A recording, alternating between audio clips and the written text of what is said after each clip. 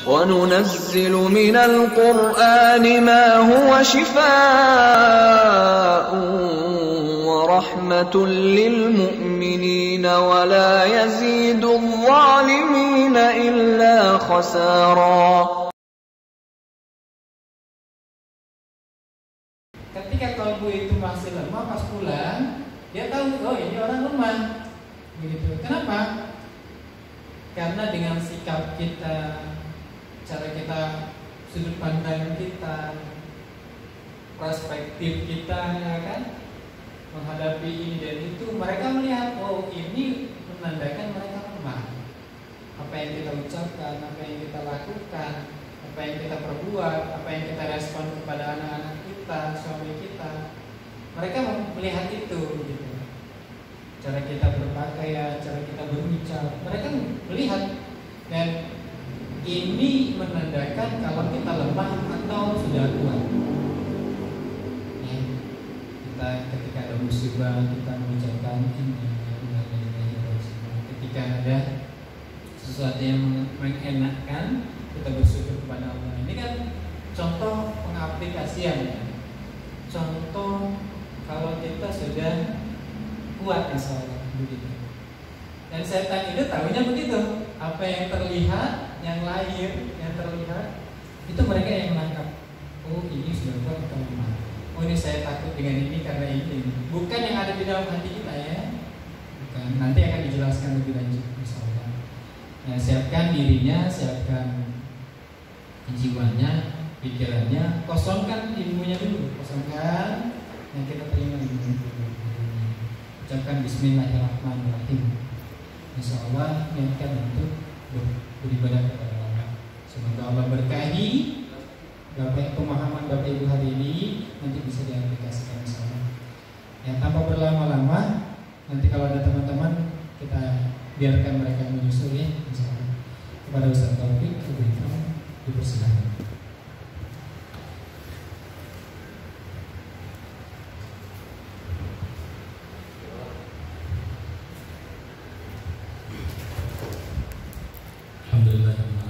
Bismillahirrahmanirrahim. Assalamualaikum warahmatullahi wabarakatuh. Alhamdulillahirabbil alamin, hamdan katsiran thayyiban mubarakan fihi kama yuhibbu rabbuna wa yarda. Allahumma shalli ala sayyidina Muhammad wa ala ali sayyidina Muhammad. Asyhadu an la ilaha illallah wahdahu la syarika lah wa asyhadu anna Muhammadan abduhu wa rasuluh la nabiyya ba'da. Allahumma shalli wa sallim wa barik wa karim ala habibina wa syafi'ina wa maulana Muhammad sallallahu alaihi wasallam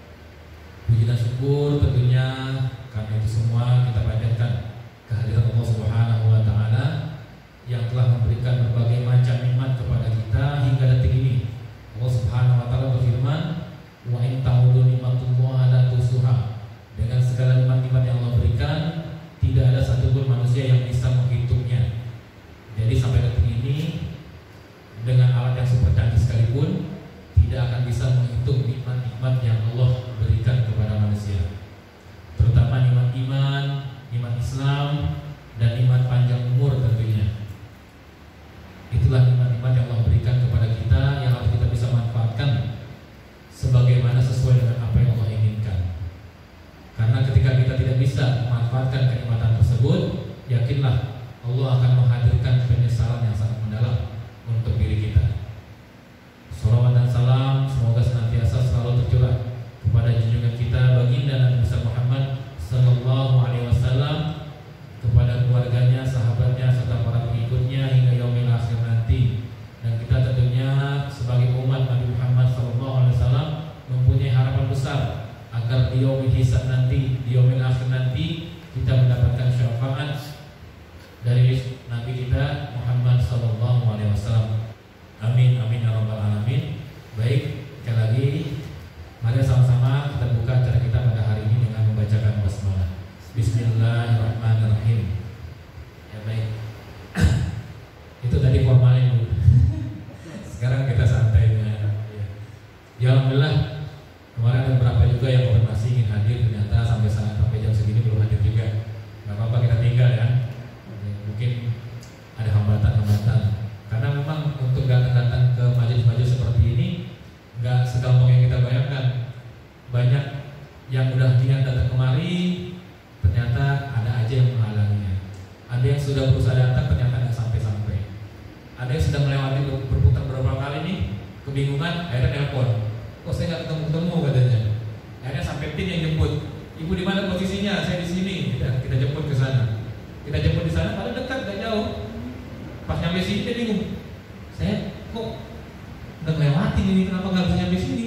Padahal dia sudah berkali-kali ke sini. Nah itulah halangan-halangannya.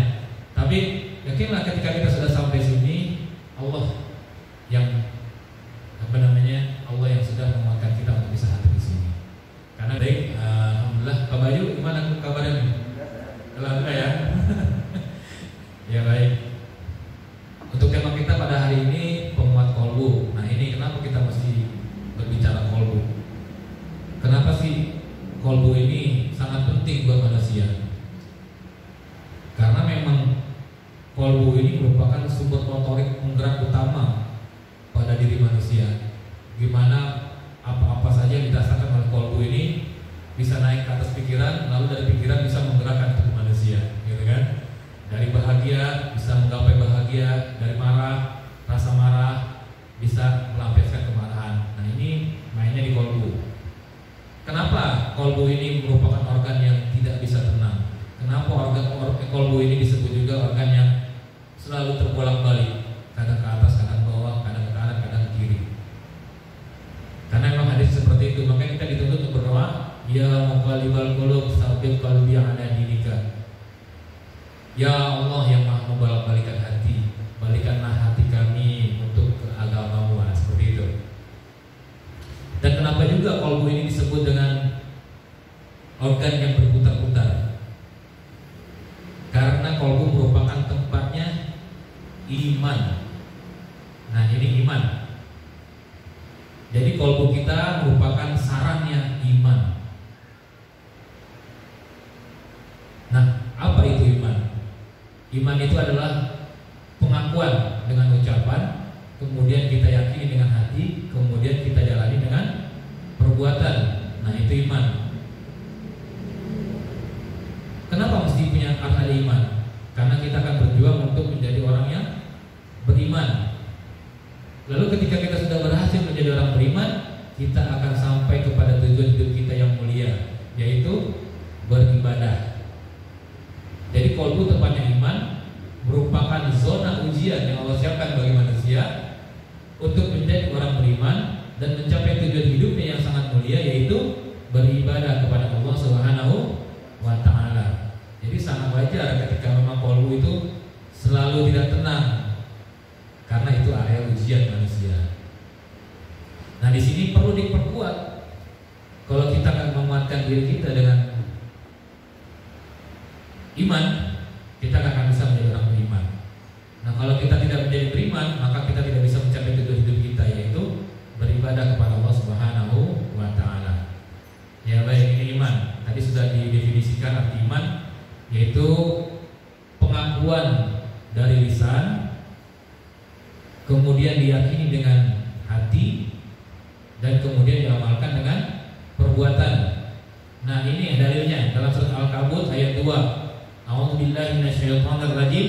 Ahasiban nasu ayyutraku ayyaqulu amanna wa hum la yuftanun. Apakah manusia itu mengira bahwa mereka dibiarkan saja mengatakan kami beriman, sedang mereka tidak diuji lagi. Nah, jadi tidak bisa manusia mengatakan diri beriman sebelum mendapatkan ujian dari Allah Subhanahu wa ta'ala. Makanya sangat wajar iman tepatnya di kolbulah yang menjadi zona ujian manusia.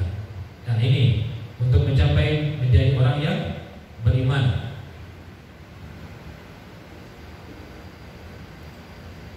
Nah, ini pendapat dari Imam Syafi'i rahimahullah ta'ala. Dia berkata iman itu meliputi perkataan dan perbuatan. Dia bisa bertambah dan bisa berkurang. Nah, bertambahnya dengan sebab ketaatan dan berkurangnya dengan sebab kemaksiatan. Nah, kemarin juga sempat kita ngobrol nih. Kalau orang kan menganggap bahwa manusia itu grafiknya turun naik itu wajar gitu ya, iya.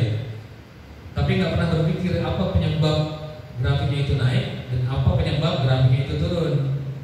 Nah, ini Imam Syafi'i mengatakan bertambah dengan sebab ketaatan dan berkurang dengan sebab kemaksiatan. Nah, lain lagi dengan Imam Ahmad bin Hanbal rahimahullah berkata, iman bisa bertambah dan bisa berkurang. Ia bertambah dengan melakukan amal dan ia berkurang dengan sebab meninggalkan amal. Jadi meninggalkan amal-amal baik itu bisa mengurangi keimanan dalam diri manusia. Bahkan Imam Bukhari rahimahullah berkata, aku telah bertemu dengan lebih dari 1000 orang ulama dari berbagai penjuru negeri. Aku tidak pernah melihat mereka berselisih bahwasanya iman adalah perkataan dan perbuatan, bisa bertambah dan berkurang.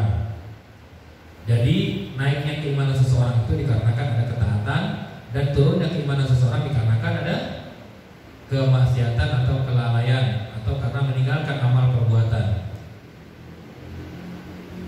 Lalu ketika kita sudah mempunyai iman, otomatis kita akan berusaha menjadi orang yang beriman. Ketika sudah menjadi orang beriman, barulah kita mengerjakan ujian-ujian yang Allah berikan. Dalilnya dari hadis riwayat Muslim nomor 2999, ajaban li amril mu'min inna amrahu kullahu khairun wa laysa zaka li ahadin illa lil mu'min in asabathu sarra'u syakara fa kana khairan lahu wa in asabathu dharra'u sabara fa kana khairan lahu. Sungguh menakjubkan keadaan seorang mukmin, seluruhnya urusan itu baik. Ini tidaklah didapati kecuali pada seorang mukmin. Jika mendapatkan kesenangan, maka ia bersyukur, itu baik baginya. Jika mendapatkan kesusahan, maka ia bersabar, nah itu pun baik baginya. Hadis riwayat Muslim nomor 2999. Nah, ini ketika kita sudah mempunyai iman dan kita bertekad menjadi orang yang beriman, maka kita akan masuk ke zona ujian tersebut. Apa ujiannya? Kesenangan dan kesusahan yang di tinta merah. Kesenangan dan kesusahan. Nah, ini kesenangan sama dengan kenikmatan, kesusahan sama dengan musibah. Inilah ujian kita ketika Allah sudah hadirkan di muka bumi ini. Dalilnya dalam surat Al-Insan ayat 2, inna khalaqnal insana min nutfatin amsyaj nabtali. Sesungguhnya kami telah menciptakan manusia dari setetes mani yang bercampur, yang kami hendak mengujinya. Maksudnya yang bercampur di sini, Ibnu Abbas dalam tafsir Ibnu Katsir mengatakan ma'ur rajul wa ma'ul binah yahtalab. Artinya air laki-laki dan air perempuan yang bercampur, maka jadilah manusia. Ketika sudah menjadi manusia, saatnya lah dia menerima ujian dari Allah Subhanahu wa ta'ala. Jadi jangan berpikir hidup kita ini untuk main-main gitu. Karena kita diciptakan sama Allah di muka bumi ini melalui proses kelahiran dari orang tua kita, bukan diciptakan untuk main-main, tapi untuk mengerjakan ujian yang Allah berikan berupa kenikmatan maupun musibah. Yang keduanya ini kita rasakan. Kita merasakan kapan nikmat, dan kita juga merasakan kapan musibah. Tinggal kita bagaimana cara menjalaninya ketika kita sudah merasakan itu. Nah, ini banyak juga orang menyalahartikan arti kenikmatan dan musibah. Dalam surat Al-Fajr ayat 15-20, ini dengan gamblang Allah katakan kenikmatan dan musibah itu merupakan ujian yang Allah berikan kepada manusia. A'udzubillahi minasyaitonir rajim. Fa ammal insanu idza mabtalahu rabbuhu fa akramahu wa na'amahu fayaqulu rabbi akraman wa amma idza mabtalahu faqadara alayhi rizqahu fayaqulu rabbi ahana kalla bal la tukrimuna al-yatim wa la tahadduna ala ta'amil miskin wa taquluna ad-durasa aklan lamma wa tuhibbuna al-mala hubban jamma. Ya, ini surat Al-Fajr ayat 15 sampai 20. Ini sangat tegas. Allah mengatakan ayat 15-nya, adapun manusia apabila Tuhan yang mengujinya lalu dia dimuliakannya dan diberinya kesenangan, maka dia berkata, Tuhanku telah memuliakanku. Nah, itu manusia. Ketika diberikan kenikmatan sama Allah, dia mengatakan bahwa Allah sedang memuliakan dia. Nah, ini ayat 15. Ayat 16-nya apa? Adapun bila Tuhan yang mengujinya lalu membatasi rezekinya, maka dia berkata, Tuhanku menghinakanku. Jadi ketika dia mendapatkan musibah, dia merasa bahwa Allah sedang menghinakan dia gitu. Lalu jawaban Allah apa dalam ayat 17-nya? Kalla, sekali-kali tidak demikian. Bukan begitu. Jadi Allah menguji manusia dengan kenikmatan dan Allah menguji manusia dengan musibah. Kalau memang kenikmatan itu Allah berikan karena Allah memuliakan kita, pasti Allah akan pilih-pilih. Pasti Allah akan memberikan kepada orang yang dia ridhoi saja. Tapi kan tidak. Allah memberikan kenikmatan kepada orang yang kafir. Allah memberikan kenikmatan kepada orang yang tidak beriman. Allah memberikan kenikmatan kepada orang yang tidak mau tunduk kepadanya. Tetap diberikan kenikmatan. Tetapi kenikmatan yang mereka terima tidak berbarengan dengan ridhonya Allah. Sama dengan penjahat. Ketika kita melihat penjahat berhasil mencuri sesuatu, dia berhasil tersebut dikarenakan Allah memberikan izin, kan? Allah Allah membolehkan, Allah memberikan izin kepada dia untuk melakukan perbuatan jahat. Kemudian dia berhasil, Allah yang mengizinkan, tapi Allah tidak memberikan ridho di sana. Kenapa? Karena itu juga atas kemauan dia sendiri, gitu. Jadi rezeki Allah itu diberikan kepada siapa saja. Selama dia merupakan makhluk Allah, Allah akan pasti siapkan rezekinya. Cuman ridho Allah khusus untuk orang-orang yang beriman. Nah, ini perbedaannya di sana. Ada orang yang beriman dan tidak beriman terkait masalah rezeki yang Allah berikan, itu bedanya di ridhonya aja. Lalu ketika diberikan kesempitan, nah ini kenapa Allah memberikan kesempitan rezeki kepada manusia? Jawabannya dalam surat Al-Fajr ayat 17. Sebenarnya kamu tidak memuliakan anak yatim. Itu yang pertama. Bisa jadi sempitnya rezeki kita dikarenakan kita kurang atau kurang perhatian terhadap anak yatim. Lalu ayat 18-nya, dan kamu tidak saling mengajak memberi makan orang miskin. Lalu kita tidak mengajak atau tidak berusaha untuk memberi makan orang miskin. Lalu ayat 19-nya, dan kamu memakan harta pusaka dengan cara mencampur baurkan yang halal dan yang batil. Artinya harta pusaka di sini adalah harta warisan, dibagi dengan secara tidak benar, lalu dipergunakan dengan cara yang tidak benar. Lalu ayat 20-nya, dan kamu mencintai harta benda dengan kecintaan yang berlebihan. Nah, bisa jadi kesempitan-kesempitan hidup yang kita rasakan hari ini disebabkan karena ini semua. Kita terlalu mencintai harta kita kurang memperhatikan orang-orang miskin di sekeliling kita kurang memuliakan anak yatim, atau mungkin kita memakan harta warisan atau pusaka tidak sesuai dengan tuntunannya. Seperti itu. Lalu ketika diberikan kenikmatan, nah ini tugas kita adalah bagaimana dengan nikmat tersebut ini kita bisa memuliakan anak yatim. Dengan kenikmatan yang Allah berikan ini, bagaimana kita bisa memberikan makan kepada orang miskin. Dengan kenikmatan yang Allah berikan ini, bagaimana caranya kita bisa berbagi, tidak terlalu mencintai apa yang kita dapatkan. Nah ini. Jadi kenikmatan dan musibah ini merupakan dua hal yang berbeda, tapi merupakan satu kesatuan.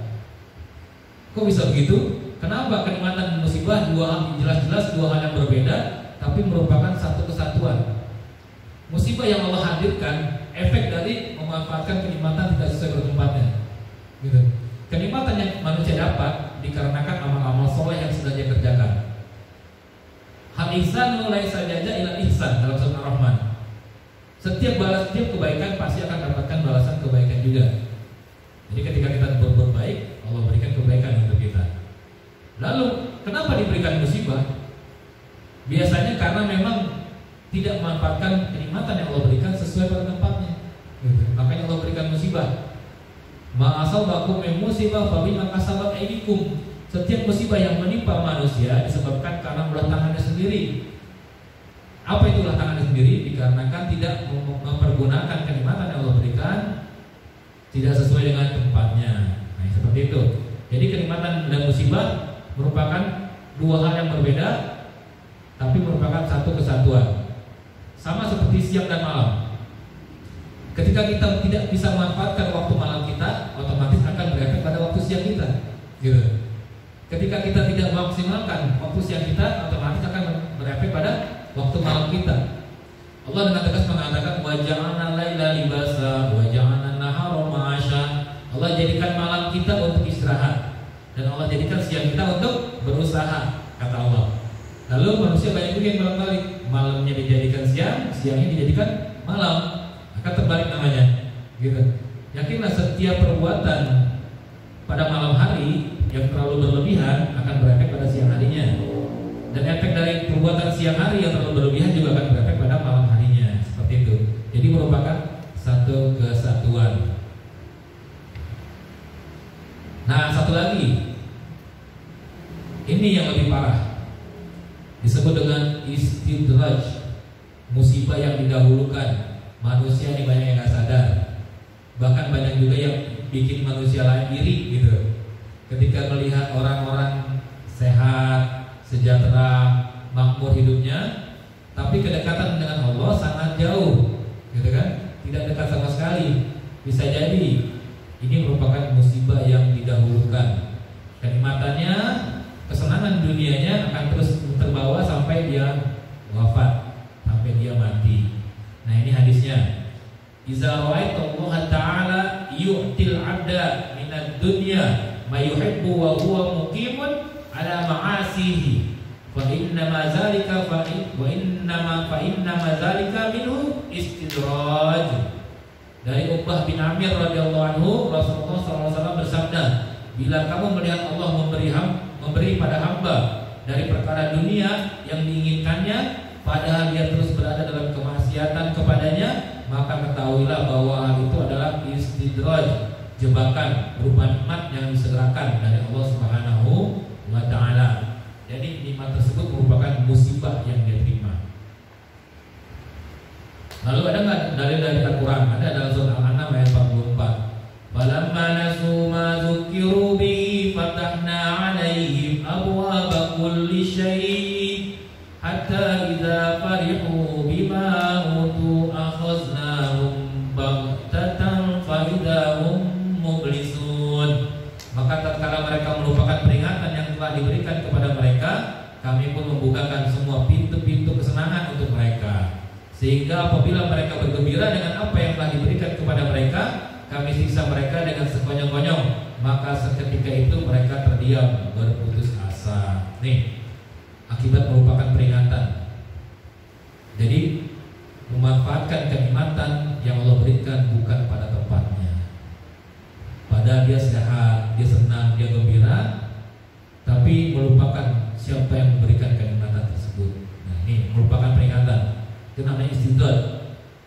Kesenangan dan musibah merupakan ujian yang Allah berikan kepada manusia, dan istidraj pun juga sama. Ini Syekh Asy'adi mengatakan, ini Syekh Asy'adi Abdurrahman bin Nasir ya, Abdurrahman bin Nasir yang mempunyai kitab tafsir Asy'adi. Tafsir Asy'adi ini merupakan tafsir yang ringan, paling ringan di antara tafsir-tafsir yang lain. Kalau tafsir yang menengah, tafsir Ibnu Katsir. Tafsir yang paling berat, tafsir Tabari namanya, yang berjilid-jilid. Nah, ini Syekh Asy'adi menyatakan ketika mereka merupakan peringatan Allah yang diberikan pada mereka, maka dibukakanlah berbagai pintu dunia dunia dan kelezatannya. Mereka pun lalai sampai mereka bergembira dengan apa yang diberikan pada mereka. Akhirnya Allah menyiksa mereka dengan tiba-tiba. Mereka pun berputus asa dari berbagai kebaikan. Seperti itu lebih berat siksanya. Mereka terbuai, lalai, dan tenang dengan keadaan dunia mereka. Namun itu sebenarnya lebih berat hukumannya dan jadi musibah yang besar. Nah ini istidlal sangat dalam pengertiannya. Cuma kadang-kadang kita nggak meyakininya gitu. Justru kesenangan-kesenangan yang orang kita lihat pada orang membuat kita cemburu kadang-kadang. Kok dia hidupnya enak, hidupnya bahagia, hidupnya gembira, padahal nggak taat, nggak sholat, nggak puasa, nggak zakat. Kok enak-enak aja ya. Sedangkan saya muslim lagi, sholat juga sholat, tapi kok banyak aja kendalanya, banyak aja masalahnya gitu ya Bapak Ibu ya. Kadang-kadang bikin kita cemburu. Nggak boleh cemburu terhadap dunia. Kalau kita nggak bisa mengejar dunia, kita ada kesempatan besar untuk mengejar akhirat. Seperti itu, jangan khawatir. Nah, ketika kita sudah meyakini dalam diri kita mempunyai iman dan kita bertekad untuk menjadi orang beriman, nah inilah tujuan hidup kita akan tercapai. Apa itu? Beribadah. Karena hanya orang-orang yang beriman yang bisa beribadah kepada Allah.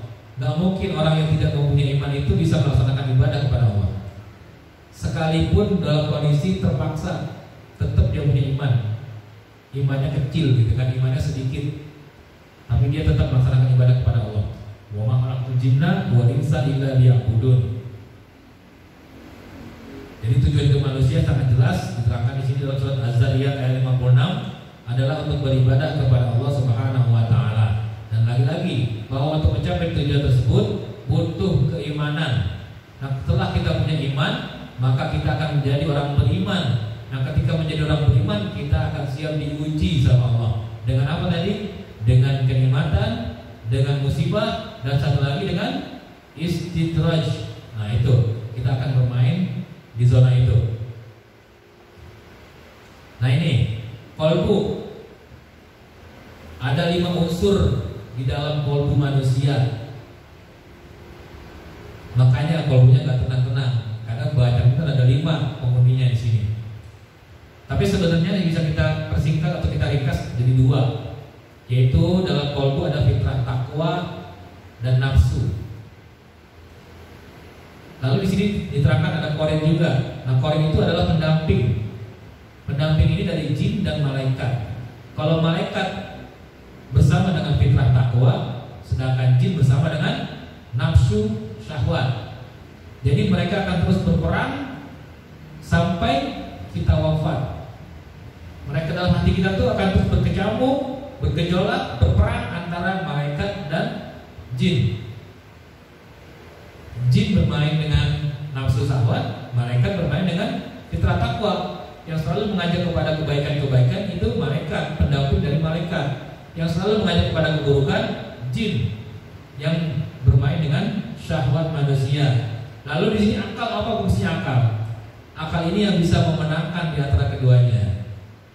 Mereka sedang bertarung, yang bisa memenangkan antara keduanya ialah akal manusia. Jadi ketika kita mengetahui sesuatu yang buruk, tinggal akal kita bagaimana memenangkannya. Sudah tahu buruk, apakah kita menangkan, apa kita kalahkan, kan gitu. Kalau kita menangkan, berarti kita mengikuti syahwat kita, karena kita sudah tahu itu buruk. Tapi ketika kita tinggalkan, berarti kita mengikuti fitrah takwa kita. Karena manusia sejatinya diciptakan sama Allah itu adalah untuk taat, tunduk, patuh, dan mau menjalankan segala perintah Allah dan siap meninggalkan segala larangan Allah Subhanahu wa taala. Itu fitrah takwa. Tapi karena dilengkapi dengan nafsu syahwat yang berkaitan dengan keinginan, selera, dan kehendak manusia, akhirnya kadang-kadang manusia mengalahkan fitrah takwanya, gitu. Nah, ini ruang kolbu ada 5 unsur: jin, korin, dan korin dari malaikat. Korin ini pendamping ya Pak, korin pendamping. Nah, ini dalam sebuah riwayat dikatakan dari An-Nu'man bin Bashir radhiyallahu anhu, Nabi SAW bersabda, Ala wa inna fil jasad mudghah, idza salahat salahal jasadu kulluh, wa idza fasadat fasadal jasadu kulluh, ala wa hiya qalb. Ingatlah bahwa di dalam jasad itu ada segumpal daging. Jika ia baik, maka baik pula seluruh jasad. Jika ia rusak, maka rusak pula seluruh jasad. Ketahuilah bahwa ia adalah hati, jantung atau kolbu. Kalau dari sisi medis, hati itu di sini ya, liver ya, liver. Nah, bayangkan para ulama mengatakan bahwa yang dimaksud adalah jantung, kolbu. Kolbu ini sesuatu yang zahir apa batin sih? Sesuatu yang bisa kita lihat apa yang tidak bisa kita lihat? Hah? Ya, para ulama mengatakan hati ini, jantung ini sesuatu yang bisa dilihat, bisa terdeteksi oleh medis. Buktinya ketika Nabi Muhammad SAW dibelah dadanya, dikeluarkan hatinya kan, dikeluarkan jantungnya, disucikan. Nah, itu menunjukkan bahwa memang hati itu ada, gitu kan? Jantung itu ada. Lalu isi hatinya itu yang tidak nampak gitu. Hatinya ada, isi hati itu apa aja sih gitu kan? Kok bisa berasa-rasa, kok bisa kecewa, kok bisa marah, kok bisa bahagia? Nah, itu dalam hati tersebut. Nah, berdasarkan hadis ini jelas dikatakan bahwa jantung manusia itu bisa dibaiki dan bisa dirusaki. Nah, siapa yang bisa memperbaikinya dan siapa yang bisa merusakinya? Yang punya jantung tersebut gitu. Jadi bukan yang lain-lain. Ketika memang ada celah buat setan mengganggu manusia, dikarenakan memang hatinya itu atau kolbunya itu sedang lemah. Nah, gitu. Nah, yang melemahkan kolbu itu ya manusia sendiri. Nah, kenapa kolbu tidak tenang? Kenapa kok kolbu tidak tenang, cenderung tidak tenang? Jawabannya karena tidak berlindung kepada Allah. Was-was merupakan penyakit dasar pada manusia yang sangat membahayakan manusia. Yuwaswisu fi sudurin nas. Ini dalam surat An-Nas ayat 1 sampai 6. Qul a'udzu birabbin nas, malikin nas, ilahin nas, min syarril waswasil khannas allazi yuwaswisu fi sudurin nas minal jinnati wan nas. Jinnati wan nas. Ya. Ini Qul a'udzu birabbin nas. Katakanlah aku berlindung kepada Tuhan yang manusia. Yang pertama. Yang kedua, malikin nas, rajanya manusia. Yang ketiga, ilahin nas, sembahannya manusia. Dari apa kita berlindung kepada Allah? Kenapa kita berlindung kepada asma Allah sampai 3 kali? Atas apa? Atas satu penyebab. Apa itu? Yuwaswisu fi sudurin nas, was-was yang berada dalam diri manusia, yang berada dalam dada manusia. Nah, itu menyebabkan kolbu tidak tenang karena ada was-was dalam diri manusia. Lalu kenapa was-was itu bisa menyebabkan ketidaktenangan? Dikarenakan manusianya tidak berlindung kepada Allah. Makanya ketika kita mendapatkan diri kita was-was, harus segera berlindung kepada Allah Subhanahu wa taala. Gitu. Lalu apa yang menyebabkan was-was itu teraktivasi dalam tubuh kita? Penyebabnya adalah minal jin nati wan nas. Mereka adalah setan. Setan dari kalangan jin dan setan dari kalangan manusia. Jadi kalau ada manusia yang selalu mengajak kita kepada keburukan, ketidaktaatan, mereka adalah setan dari kalangan bangsa manusia. Kalau ada manusia yang selalu mengajak kita kepada ketaatan, mereka adalah malaikat dari kalangan manusia. Nah, kayak gitu. Ilustrasi ringannya seperti itu. Dalam surat Al-Kahfi ayat 28, ketika kita memiliki teman yang selalu mengajak kita kepada kebaikan di pagi hari, di siang hari, di sore hari, di malam hari, selalu ngajaki kepada kebaikan, selalu ngingetin sholat. Nah, teman seperti itu jangan dilepaskan. Tapi kadang-kadang kita jengah juga gitu ya. Apa-apa diingetin, apa-apa diingetin, memang anak kecil gitu. Tapi nggak boleh. Makanya ketika kita menemukan teman seperti itu, jangan dilepaskan, karena dia teman sejati. Bukan teman-teman yang selalu mengajak pada keburukan. Yang selalu mengajak pada keburukan harus ditinggalkan. Nah, hijrah, mana dari hijrah itu bukan sekedar berpindah, tapi siap meninggalkan apa yang Allah larang, siap meninggalkan teman-teman yang memang tidak membawa keuntungan buat kita dalam urusan akhirat kita, siap meninggalkan tempat-tempat yang memang banyak mudaratnya, gitu. Siap meninggalkan makanan-makanan yang memang tidak pantas untuk dikonsumsi. Seperti itu baru hijrah namanya. Nah, hijrah itu butuh istiqomah. Nah, istiqomah ini butuh keimanan. Lagi-lagi akan diuji, gitu. Ketika sudah mempunyai keimanan, akan diuji sama Allah Subhanahu wa taala. Lalu kenapa kalau tidak tenang? Dikarenakan tidak berzikir atau mengingat Allah. Dalam surah Ar-Ra'd ayat 28, alladzina amanu wa tatma'innu qulubuhum bi dzikrillah. Ala bi dzikrillahi tatma'innul qulub. Nah, ini Allah mengatakan dengan tegas, orang-orang beriman itu hatinya tenang dengan mengingat Allah. Ketahuilah dengan mengingat Allah hati menjadi tenang. Jadi kalau kita menemukan orang-orang yang tidak tenang hidupnya, qalbunya tidak tenang, berarti dia tidak berzikir kepada Allah atau kurang mengingat Allah. Lalu bagaimana tahapan untuk penguatan qalbu? Zikir merupakan puncak kekuatan qalbu yang paling tinggi.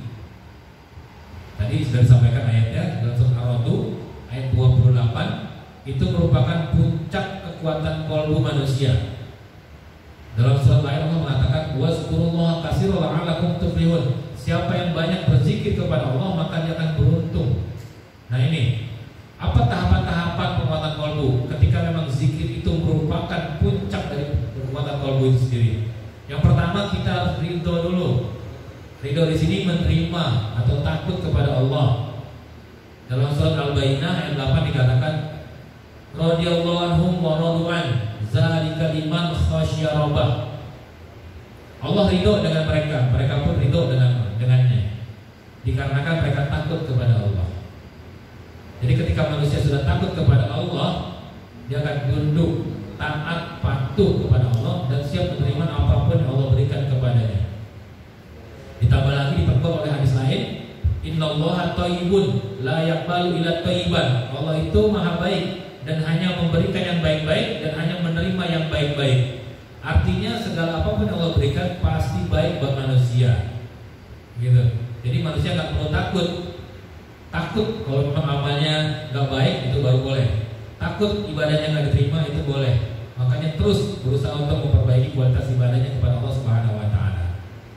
Lalu setelah kita ridho dengan apa yang Allah tetapkan, lalu kita akan berusaha untuk bersabar. Nah, udah masuk level menengahnya agak berat. Sabar ini berat ya, oh iya, sangat berat. Kemarin saya sampaikan juga, sabar ini adalah suatu perbuatan yang sangat gampang diucapkan tapi sangat susah untuk dilakukan. Karena memang sangat berat. Kenapa berat? Dikarenakan hadiahnya surga. Jadi setiap segala sesuatu yang berhadiah surga otomatis berat untuk menjalaninya. Nah, sabar ini apa sih? Sabar ini bukan mengeluh. Sabar ini bukan menderita. Sabar ini bukan menangis. Sabar ini tidak tersiksa. Apa sabar? Sabar ini dalam definisinya secara bahasa adalah menahan. Apa yang ditahan? Ketika kita ada kesempatan untuk marah, tapi kita tidak gunakan kesempatan tersebut, nah itu sabar. Ketika kita mempunyai kesempatan berfoya-foya, tapi kita tidak melakukan itu sabar. Jadi sabar itu bukan cuma sekedar menerima suatu musibah kalau kita bersabar, enggak. Ketika kita menerima kenikmatan pun sama. Kita harus bersabar bagaimana kenikmatan berupa harta yang diberikan kepada kita manfaatkan sesuai dengan kehendak Allah Subhanahu Wa Taala, gitu. Bukan keinginan kita. Nah, kita juga termasuk orang bersabar. Kalau kita mengeluh, sabar itu kan tidak mengeluh. Tapi bagaimana sabar itu bisa membawa orang tidak mengeluh, gitu. Jadi ketika ada kesempatan kita mengeluh, kita tinggalkan. Ketika ada kesempatan kita untuk bersedih, kita tinggalkan. Ketika ada kesempatan kita untuk kecewa, kita tinggalkan. Jangan kita ikuti, gitu kan? Jangan diperturutkan terlalu mendalam, gitu intinya, Bang.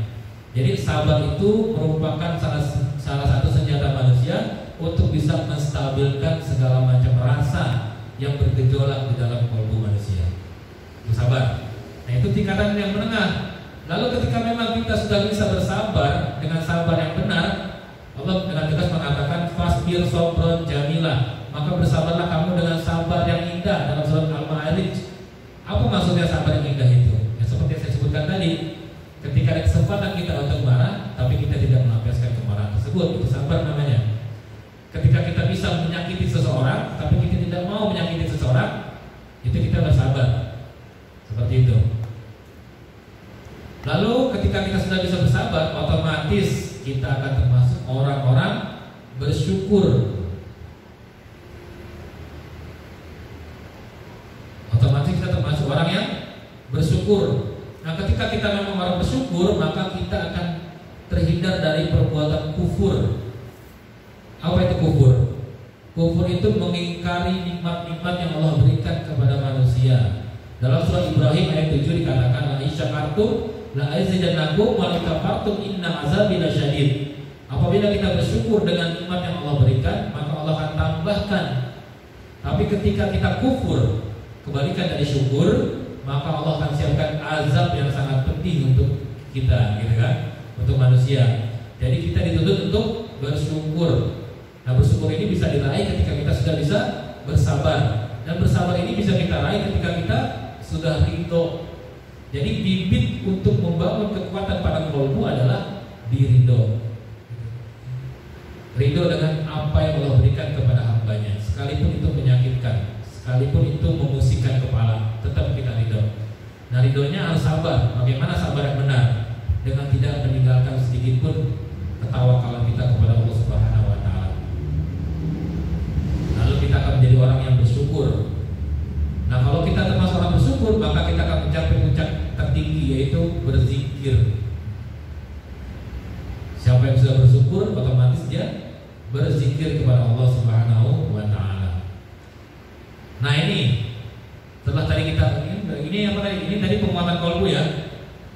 Penguatan kolbu itu tahapannya ridho, sabar, syukur. Lalu yang keempat, zikir. Kalau kita sudah sampai level keempat, insya Allah kita akan terkuatkan kolbunya. Ini hal-hal yang melemahkan. Hal-hal yang melemahkan kolbu manusia, puncaknya ada dalam surat Al-Baqarah ayat 10. Fi qulubihim marad, dalam hati mereka ada penyakit. Fazadahumullahu marad, maka Allah akan tambahkan penyakitnya. Disebabkan karena kebohongan. Jadi orang-orang yang berpenyakit hatinya, ketika diperturutkan terlalu dalam, maka Allah akan tambahkan penyakitnya. Fi qulubihim marad, dalam hati mereka ada penyakit. Fazadahumullahu marad, maka Allah akan tambahkan penyakit tersebut. Nah, ini disebabkan kenapa ada penyakit? Disebabkan karena kebohongan. Kebohongan yang seperti apa? Kebohongan dengan nikmat-nikmat yang pernah Allah berikan kepadanya. Kebohongan dalam menggunakan kenikmatan yang Allah berikan kepadanya. Nah, ini وَنُنَزِّلُ مِنَ الْقُرْآنِ مَا هُوَ شِفَاءٌ وَرَحْمَةٌ لِّلْمُؤْمِنِينَ وَلَا يَزِيدُ الظَّالِمِينَ إِلَّا خَسَارًا. Kelemahan kolbu berpotensi mengabaikan petunjuk dari Allah Subhanahu wa Ta'ala. Innal insana khuliqa halu'an. Dalam surat Ma'arij ayat 19, sesungguhnya manusia diciptakan bersifat keluh kesah lagi kikir. Nah, ini sifat karakter dasar manusia. Lalu perjuangan kita sebagai manusia bagaimana? Bagaimana caranya kita tidak berkeluh kesah, dan bagaimana caranya kita berjuang tidak kikir. Nah, ini ketika Allah mengabarkan seperti ini, ketika Allah memberikan petunjuk kepada kita dengan ayat ini, sesungguhnya manusia diciptakan bersifat keluh kesah lagi kikir. Artinya ini kan bocoran buat kita agar kita tidak berkeluh kesah dan agar kita tidak menjadi orang kikir. Nah, itu jawabannya. Di petunjuk yang kita laksanakan, bagaimana caranya kita berusaha semaksimal mungkin tidak berkeluh kesah dengan apa yang Allah berikan dan tidak kikir dengan kenikmatan yang Allah berikan. Innal insana khuliqa halu'an. Nah, ini kalau kolbu kita lemah, kita akan berkeluh kesah. Kalau kolbu kita lemah, kita akan kikir. Nah, ini makanya kelemahan kolbu manusia berpotensi untuk mengabaikan petunjuk dari Allah Subhanahu wa Ta'ala. Lalu apa lagi? Dalam surat Al-Adiyat ayat 6, innal insana li rabbih lakanud. Sesungguhnya manusia itu sangat ingkar, tidak berterima kasih kepada Tuhannya. Nauzubillah min dzalik. Nah, ini petunjuk yang Allah berikan kepada manusia. Bagaimana manusia menyikapi petunjuk ini? Perjuangannya adalah bagaimana caranya saya tidak boleh ingkar, bagaimana caranya saya harus selalu bersyukur kepada Allah dengan berterima kasih kepada Allah.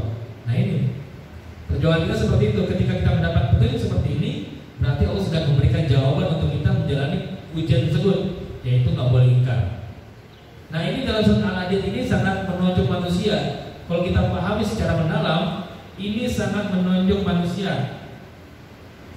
Karena berbicara kita disamakan dengan kuda perang. Wal 'adiyati dawha. Ini bercerita tentang kuda perang yang dirawat oleh manusia. Lalu ketika digunakan perang, dia menerobos lawan dia ke medan perang, lalu menerobos musuh-musuhnya dengan tanpa rasa takut. Kenapa? Karena dia sudah diberi makan, diberi tempat sama majikannya, gitu kan. Lalu ketika dia digunakan, lalu dia balas kebaikan majikannya dengan tidak ada takut-takutnya. Melihat api tidak takut, dia terabas. Itulah kuda perang. Nah di sini manusia kebalikannya. Ketika Allah sudah berikan kenikmatan yang jelas-jelas tidak bisa dihitung, mereka ingkar. Mereka nggak mau menyembah Allah Subhanahu Wa Taala. Seperti itu. Mereka nggak mau berterima kasih kepada Tuhannya. Makanya ada tuh di internet, di Facebook, kadang-kadang ada meme begini. Bagaimana engkau mengatakan sedang mencari rezeki Allah, sedangkan engkau menjauhi yang memberikan rezeki, gitu. Pernah baca nggak, Ibu? Pernah baca nggak? Jadi kita keluar dari rumah dalam rangka mencari nikmat Allah. Tapi kenapa proses mencari kita itu menjauhi yang memberikan nikmat, gitu. Nah ini masih hati-hati. Jangan sampai kita mencari nikmat Allah, tapi kita menjauhi yang memberikan nikmat dengan cara meninggalkan apa yang menjadi perintah Allah Subhanahu Wa Taala. Lalu apalagi yang bisa berpotensi mengabaikan perintah Allah, yang berefek pada kelemahan kaum manusia. Wala nabluwannakum bisyai'in minal khauf. Dan sungguh kami akan berikan cobaan kepadamu dengan sedikit ketakutan. Allah sudah jelas memberikan petunjuk kepada manusia bahwa manusia itu akan diuji dengan ketakutan. Bagaimana kita mengaplikasikannya? Bagaimana kita menjawab petunjuk dari Allah ini? Jangan takut, gitu. Jadi ketika Allah memberikan petunjuk seperti ini, Allah dengan tegas mengatakan bahwa kami akan memberikan cobaan kepada manusia dengan sedikit ketakutan. Jawabannya bagaimana? Kita menyambut petunjuk ini. Kita jalani segala apa yang Allah berikan dengan ketidaktakutan. Kita nggak boleh takut intinya. Dari apa saja sih kita takut manusia? Manusia takut ketika sakit, dia takut. Ketika dia lapar, takut. Ketika dia miskin, takut. Ketika dia berhadapan dengan musuh Allah, takut. Ketika menghadapi kematian, takut. Nah itu manusia nggak boleh takut di sana. Karena Allah mengatakan dengan jelas, Allah yang menguji kita dengan ketakutan. Jadi jawaban kita bagaimana? Jangan takut. Misalnya nih, abang sekolah nih. Lalu guru mengatakan begini, abang, kamu akan saya uji dengan ketakutan. Bagaimana abang menjawabnya? Jangan takut, gitu kan? Saya nggak takut, udah. Lalu ketika kita menjalani prosesinya, ternyata kita salah. Jangan takut juga, jangan takut salah. Ketika kita salah, insya Allah ada yang membenarkan, kayak gitu. Bagaimana kita mengetahui kebenaran kalau kita tidak mengetahui kesalahan? Seperti jadi jangan khawatir terkait masalah ilmu. Ketika kita mendapati keraguan-raguan, ketidaktahuan, jangan ragu untuk mencari ilmunya dan jangan ragu untuk bertanya. Dan ketika kita mengaplikasikan suatu ilmu ternyata kita salah, insya Allah ada yang membenarkan. Nah seperti itu. Jadi intinya jangan sampai kita takut ketika Allah sudah memberikan petunjuk kepada manusia untuk tidak takut, jangan kita takut. Lalu ayat selanjutnya dalam surat Al-Balad ayat 10, wa hadainahun najdain. Nah Allah sudah memberikan petunjuk kepada manusia.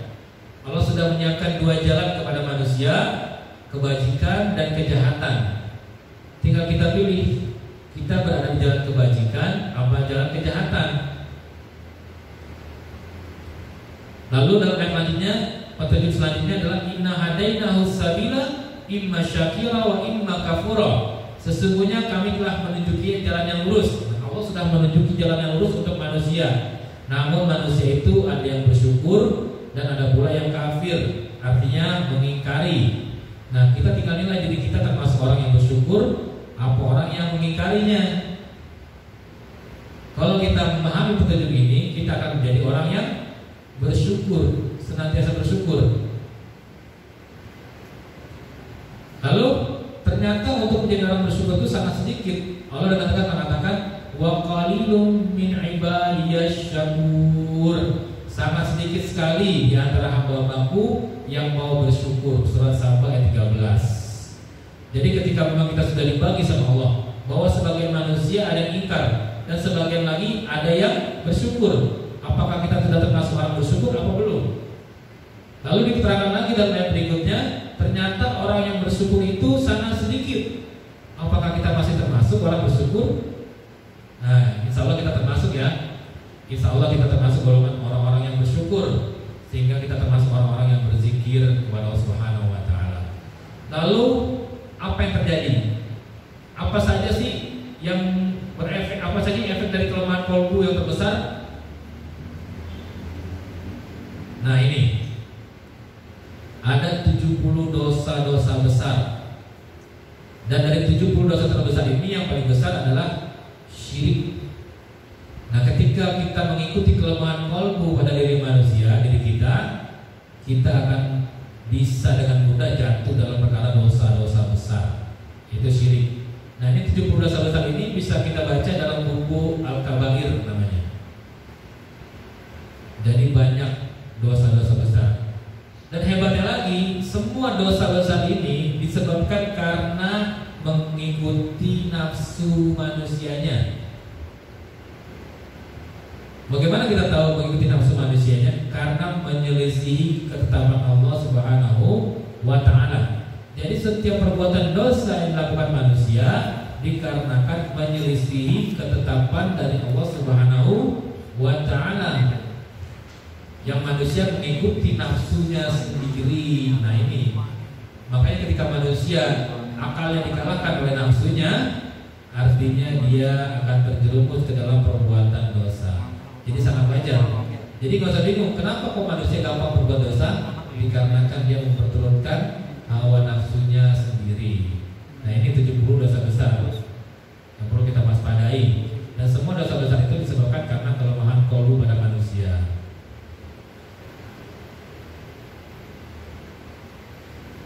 Nah, ini dan dosa-dosa besar itu semuanya muaranya ke sini. Kita ringkas menjadi 7.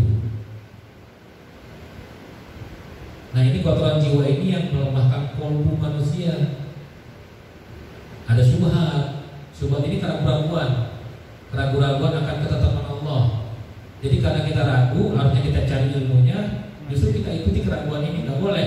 Dalam sebuah hadis dikatakan dak ma yaribuka ila ma la yaribuka. Tinggalkan apa yang meragukanmu kepada apa yang tidak meragukanmu.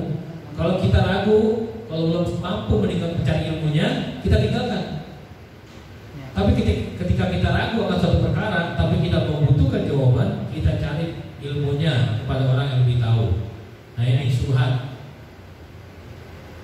Lalu yang kedua, syahwat, keinginan, hasrat, selera, kehendak manusia, ya, syahwat. Manusia lebih cenderung mengikuti syahwatnya. Lalu ada hadis lagi yang lain yang lebih populer, yaitu mahalul insan khotoan wa nisya'an. Keadaan manusia itu cenderung dalam keadaan salah dan dosa. Jadi kalau kita mendapati manusia suka berbuat dosa atau cenderung jatuh dalam perkara dosa, memang fitrahnya seperti itu. Manusia sangat gampang jatuh dalam perkara dosa. Namun Allah menyukai orang-orang yang bertobat. Jadi ketika kita mengetahui diri kita, memperturutkan selera kita, dan kita mengetahui bahwa ini suatu dosa, segera kita bertobat. Lalu efek terbesar tadi disampaikan syirik. Nah, ini yang sangat bahaya, membatalkan ketauhidan kita, otomatis syirik. Lalu yang keempat, bid'ah. Bid'ah ini perkara-perkara dalam urusan ibadah yang kita ada-adakan, ya. Ulama sepakat bahwa setiap bid'ah adalah sesat dan setiap kesesatan tempatnya di neraka. Lalu yang kelima, hasad. Nah, hasad ini terbangun dari sifat marah manusia. Orang bisa hasad karena memperturutkan rasa marah yang berada dalam dirinya. Tahapannya adalah dia marah dulu, lalu nanti akan meningkat menjadi dendam. Nah, ketika sudah menjadi dendam, dia akan menjadi hasad. Dia ingin kenikmatan orang yang dimarahi itu hilang, hancur. Itu hasad. Nauzubillah min dzalik, kita hindari ya. Lalu yang keenam, dosa besar. Nah, tadi kumpulannya. Lalu yang ketujuh, cinta dunia. Nah, ini sangat berbahaya juga. Yang poin nomor 7, cinta dunia. Cinta dunia ini menyebabkan orang takut akan kematian. Jadi kalau kita menemukan orang yang takut mati dikarenakan belum cukup amal ibadahnya, itu menurut saya itu rasa klasik. Kenapa? Karena dia masih hidup. Kalau yang merasa amalnya belum cukup, ya silakan dicari amalnya. Tapi yakinlah, orang yang takut mati itu pasti sangat besar cintanya kepada dunia. Jadi dia belum siap berpisah dengan pasangannya, dia belum siap berpisah dengan putra-putrinya, dia belum siap berpisah dengan hartanya, dia belum siap berpisah dengan usahanya, dan dia belum siap berpisah dengan hartanya. Seperti itu.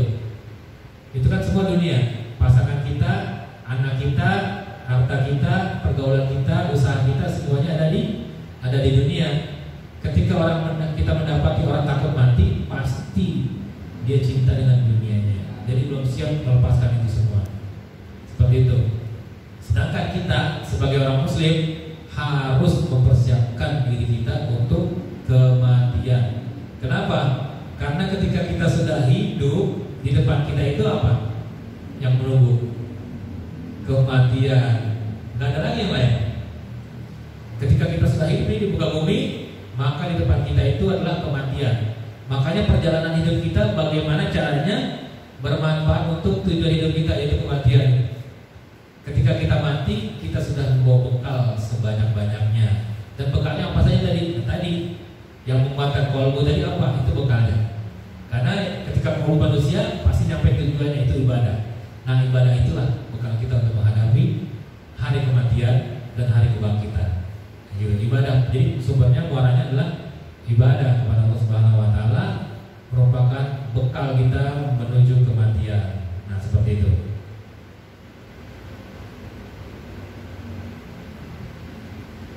Masih bisa disimak, Pak? Masih bisa disimak? Masih ya? Ibu, nggak apa-apa ya walaupun ngantuk dikit. Ini ada air, Ibu, ada? Mau minum? Oh, alhamdulillah. Yang baik, kita lanjut lagi. Nah, ini jenis kolbu. Nah, kemarin juga disampaikan jenis kolbun mayit, kolbun yang mati, tidak ada kehidupan. Artinya dia mau seenaknya aja, dia mau berjalan sesuai dengan kehendaknya. Ada nasihat baik selama bertentangan dengan dirinya ditolak, walaupun sumbernya dari Al-Quran dan Sunnah. Nah, kayak gitu.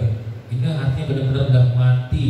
Nah, ketika susah untuk dinasihati, susah menerima hidayah, susah untuk mengambil hidayah. Jadi jangan sampai kolbu kita mati. Kolbu marid.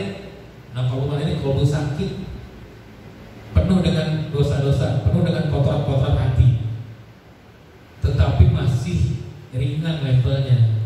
Artinya masih mau menerima masukan, masih mau menerima petunjuk dari Al-Quran dan Sunnah, dan masih mau mencari ilmu pengetahuan tentang agama. Perjuangan adalah sampai ke level 1, yaitu kolbu salim, yaitu kolbu yang selamat. Jadi tugas kita jangan sampai kolbu kita ini menjadi kolbu yang mati, nggak berfungsi. Kalau masih posisi kita posisi kolbu yang sakit, bagaimana caranya kita obati sampai kita menuju kepada kolbu yang selamat? Karena untuk bisa menghadap Allah Subhanahu wa taala itu dengan kolbu yang selamat. Al-yawm la yanfa'u malun illa banun illa man atallah biqalbin salim, illa man atallah biqalbin salim. Yauma la yanfa'u malun wala banun illa man atallah biqalbin salim. Jadi ini dulu, yauma la yanfa'u malun wala banun illa man atallah biqalbin salim, dalam surat Asy-Syu'ara ayat 88 dan 89. Dan sangat jelas dikatakan di sini, harta dan anak-anak laki-laki tidak berguna kecuali orang-orang yang menghadap Allah dengan hati yang bersih. Nah itu. Jadi qalbu selamat itu adalah qalbu yang kuat. Tadi sudah sampaikan apa saja yang menguatkan qalbu. Yang pertama ridho, yang kedua apa tadi yang kedua? Sabar, yang ketiga syukur, lalu yang keempat zikir. Nah ini yang menguatkan qalbu sehingga qalbu kita menjadi qalbu yang selamat. Nah ini apa ciri-cirinya? Kalau qalbu kita sudah selamat, coba kita lihat kebaikan-kebaikan dan lawan-lawannya. Ilmu dan amal, ini jalan untuk kita mencapai qalbu yang salim. Dalam sebuah kitab dikatakan ilmu yang bermanfaat itu bisa memperbaiki qalbu, kemudian juga bisa memperbaiki amal perbuatan.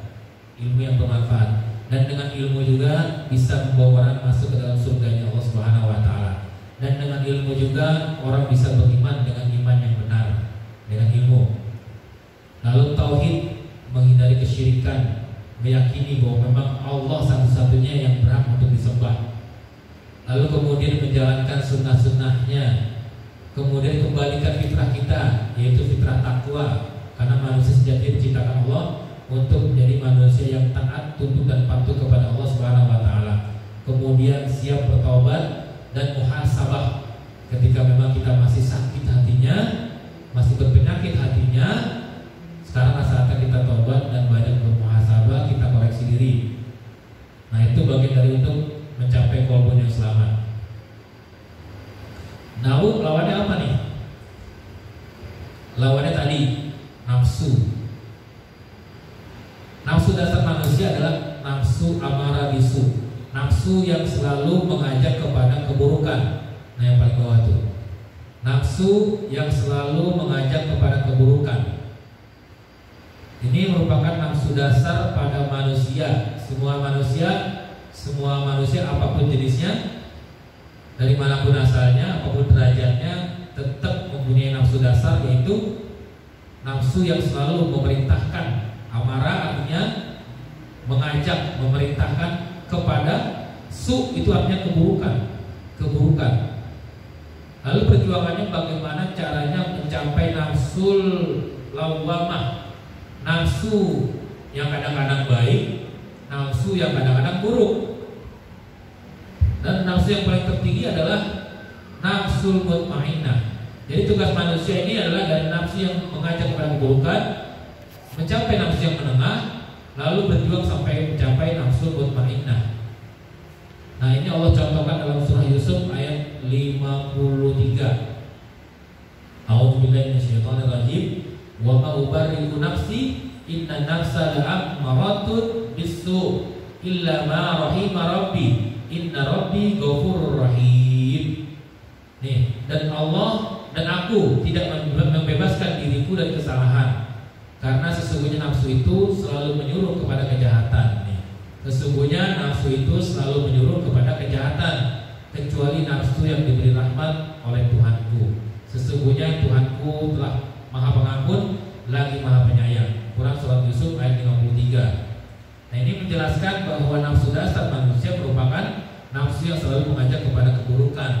Jadi perjuangannya adalah bagaimana caranya mencapai nafsu yang tenang, yaitu mutmainnah, yaitu dengan cara menyibukkan diri untuk mencari ridho Allah Subhanahu wa taala agar mendapatkan cucuran rahmat dari Allah Subhanahu wa taala. Nah, kisah dari surat Yusuf ini merupakan kisah Nabi Yusuf sendiri ketika dia digoda oleh seseorang perempuan, lalu hampir diperkosa. Kemudian ketika ditanya, ternyata dia juga mempunyai hal yang sama. Sebagai manusia dia memiliki ketertarikan juga pada wanita tersebut. Cuma dia berjuang untuk mendapatkan rahmat Allah Subhanahu wa taala. Akhirnya dia mendapatkan hati yang tenang, nafsu yang tenang.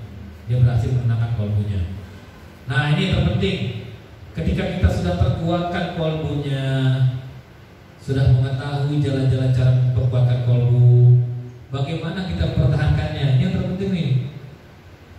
Jangan kita sudah tahu caranya tapi kita nggak bisa mempertahankannya.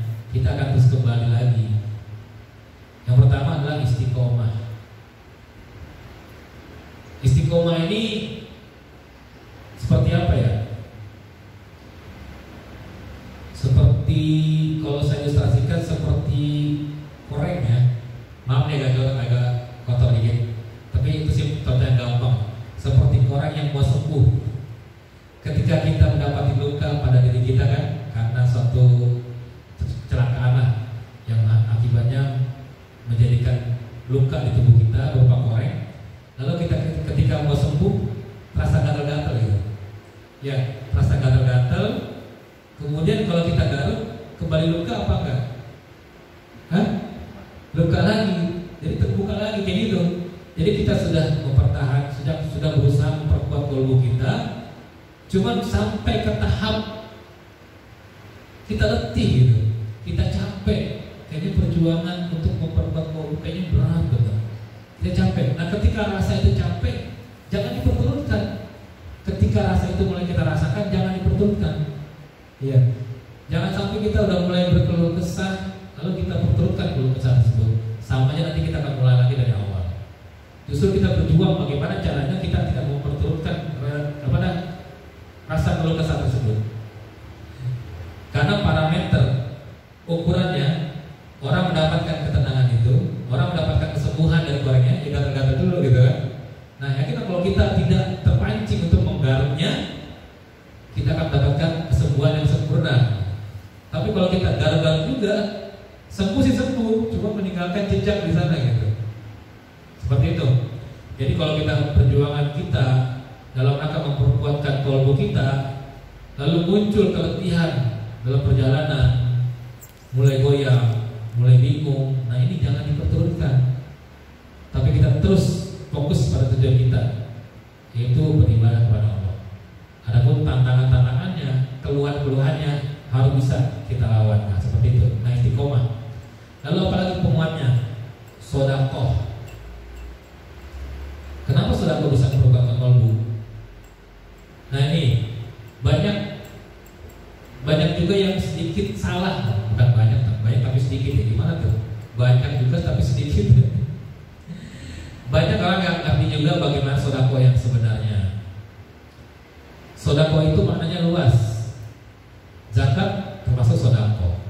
Perbuatan baik termasuk sedekah. Infak termasuk sedekah. Jadi umum sedekah ini. Adapun zakat khusus, adapun infak juga khusus. Jadi sedekah ini maknanya luas. Perbuatan baik pun bisa jadi sedekah. Bagaimana nih kalau kita memang sedekah ini dalam bentuk materi? Ketika kita ingin bersedekah, ketika kita melihat saudara kita, keluarga kita memang yang kekurangan, bagaimana cara kita membantunya? Dalam rangka untuk bersedekah, gitu kan? Karena sedekah ini yang pertama bisa menolong bala. Sedekah ini juga bisa mendapatkan kesembuhan. Dau mardokum bisadaqah. Sembuhkanlah penyakit kalian dengan bersedekah. Jadi bagaimana cara kita bersedekah yang benar? Nah ini, jangan kita lihat patokannya itu, jangan kita ukur sedekah yang kita keluarkan itu orang yang ingin kita sedekahi. Ketika kita melihat pengamen misalkan di jalanan, tapi jangan pengamen nggak boleh. Pokoknya orang yang memang membutuhkan bantuan berupa harta gitu kan, orang-orang memang kategori fakir dan lalu kita ingin membantu dia.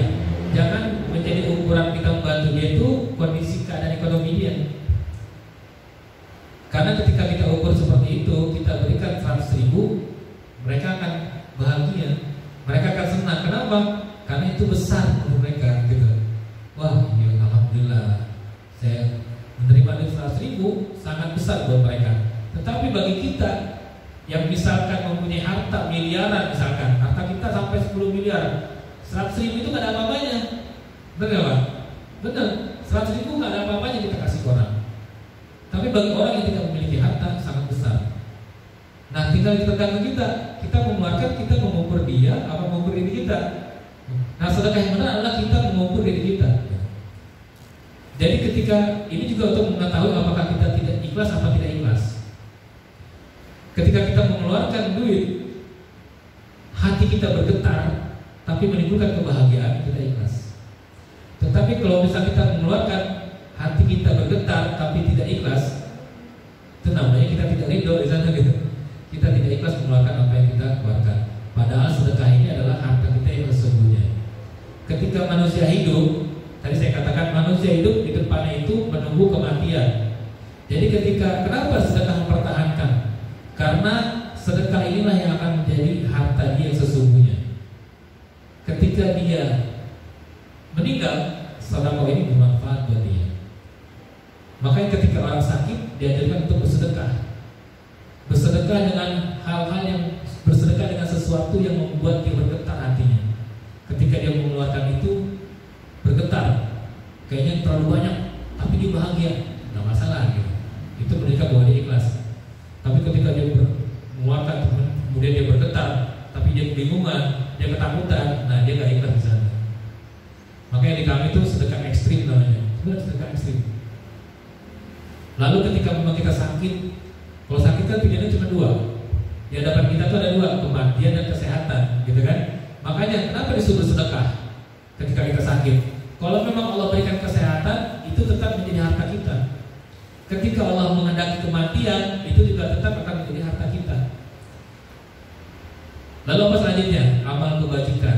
Jadi sedekah ini sangat luar biasa, apalagi ditunjang dengan amal kebajikan. Nah ini dalilnya dalam surah Al-Munafiqun ayat 10. Wa anfiqu mimma razaqnakum min qabli ayati ahadakumul maut fayaqula rabbi laula akhartani ila ajalin qarib fa asaddaqu aku minas sholihin. Dan belanjakanlah sebagian dari apa yang telah kami berikan kepadamu sebelum datang kematian kepada salah seorang di antara kamu. Lalu ia berkata, ya Rabbku, mengapa kau tidak menangguhkan kematianku sampai waktu yang dekat yang menyebabkan aku dapat bersedekah dan aku termasuk orang-orang yang soleh. Artinya ini sedekah dan amal kebajikan ini adalah perbuatan yang digemari oleh orang-orang yang sudah mati, gitu. Jadi orang-orang yang sudah mati ingin dibangkitkan sebentar saja agar bisa bersedekah dan beramal soleh. Masa kita gak cemburu dengan orang mati, gitu kan? Kita masih hidup nih, kesempatan kita masih terbuka lebar untuk bersedekah dan beramal soleh dan istiqomah. Kemarin kan sudah sempat dibahas juga di rumah. Tabir kehidupan itu akan dibuka saat kita mati, gitu ya. Tabir kehidupan itu, rahasia tentang kehidupan itu dibuka sama Allah ketika manusia sudah mati. Jadi dia mengetahui, oh iya, saya hidup harus sholat, saya hidup harus bersedekah, saya hidup harus berpuasa, saya hidup harus zakat. Jadi semuanya yang diinginkan itu sama orang-orang yang sudah mati. Nah makanya manfaatkan kesempatan hidup kita sebelum datang kematian kita untuk melakukan amal-amal kebajikan, istiqomah dan sedekah. Nah ini dalam rangka untuk mempertahankan kolbu kita agar tidak terlemahkan. Karena kalau kolbu kita sudah lemah, kita akan jadi mainan syaitan. Karena Allah dengan tegas mengatakan inna syaitan aduwwun mubin. Sesungguhnya setan itu adalah musuh yang nyata bagi manusia. Dan setan bisa memainkan manusia dikarenakan kelemahan pada kolbunya. Lalu aplikasinya, nah ini keuntungannya nih. Ketika kolbu kita sudah kuat, otomatis kita termasuk orang yang beriman.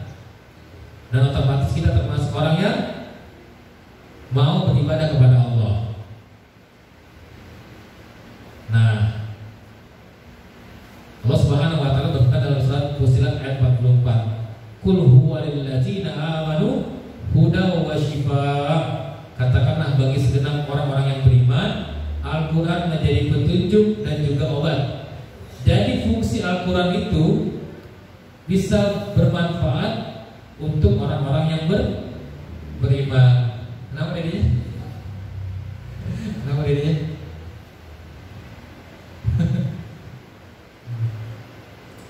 Jadi yang bisa mengambil manfaat itulah orang-orang beriman dari Al-Quran. Karena Al-Quran diturunkan untuk orang-orang beriman. Nah kemudian dalam surat Al-Isra ayat 82, wa nunazzilu minal Qur'ani ma huwa syifaa'un wa rahmatul lil mu'minin wa la yazidu zalimina illa khasara. Kami turunkan dari Al-Quran ini yang menjadi penawar dan rahmat bagi orang-orang beriman, orang-orang mukmin. Jadi yang bisa mendapatkan penawar dan rahmat dari Al-Quran adalah orang-orang yang beriman.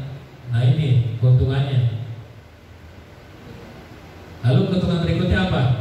Ya ayuhan nas qad ja'atkum mau'izatun mir rabbikum wa syifaa'un lima fis sudur wa huda wa rahmatul lil mu'minin. Hai manusia, sesungguhnya telah datang kepadamu pelajaran dari Tuhanmu dan penyembuh bagi penyakit-penyakit dalam dada dan petunjuk serta rahmat bagi orang-orang yang beriman. Quran surat Yunus ayat 57. Nah, ini keuntungan bagi orang-orang yang sudah mendapatkan kekuatan pada kalbunya, dia akan mendapatkan efek dari Al-Quran. Al-Quran sebagai petunjuk, otomatis juga dia akan mendapatkan obat dari Al-Quran.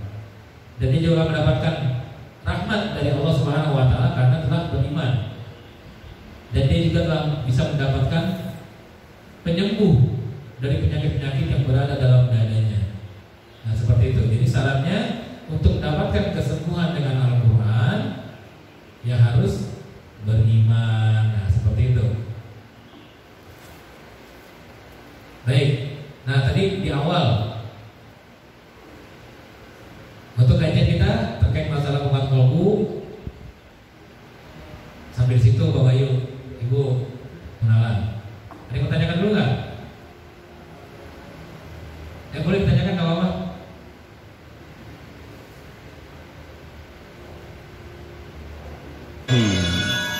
وَنُنَزِّلُ مِنَ الْقُرْآنِ مَا هُوَ شِفَاءٌ وَرَحْمَةٌ لِلْمُؤْمِنِينَ وَلَا يَزِيدُ الظَّالِمِينَ إِلَّا خَسَارًا. Ya, baik. Alhamdulillah tadi ya kita sudah menyelesaikan satu kajian yang bertemakan penguat kalbu. Sebelum kita melaksanakan terapi, seperti biasa, kemarin saya sampaikan ya, ada infak terbaik dari. Kira-kira ada nggak sesuatu yang disiapkan dari ibu, dari bapak ke sini berupa infak gitu?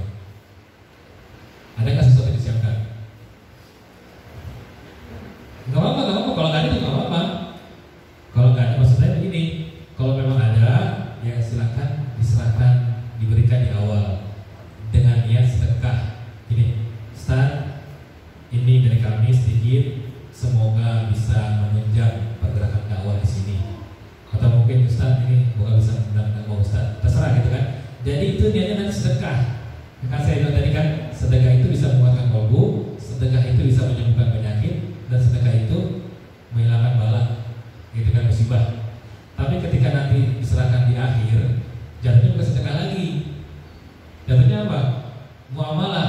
Ustaz terima kasih untuk hari ini gitu kan. Ustaz terima kasih udah waktunya. Jadi transaksi di sana. Nah itu, maksud saya ini aplikasi sederhana, nanti bisa diterapkan di luar. Jadi ketika kita melihat ada orang yang perlu bantuan, kasih bantuan.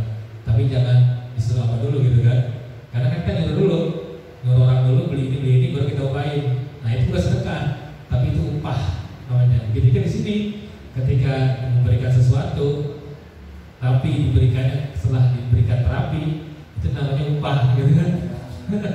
Nah di sini kita nggak pakai tarif. Untuk terapi itu kita nggak pakai tarif. Terapi Al-Quran, tazkiyatun nafs, pembekalan itu kita nggak pakai tarif.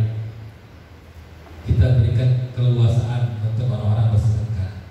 Ya karena itu kesempatan buat kita untuk bersedekah. Gitu. Seperti itu aja.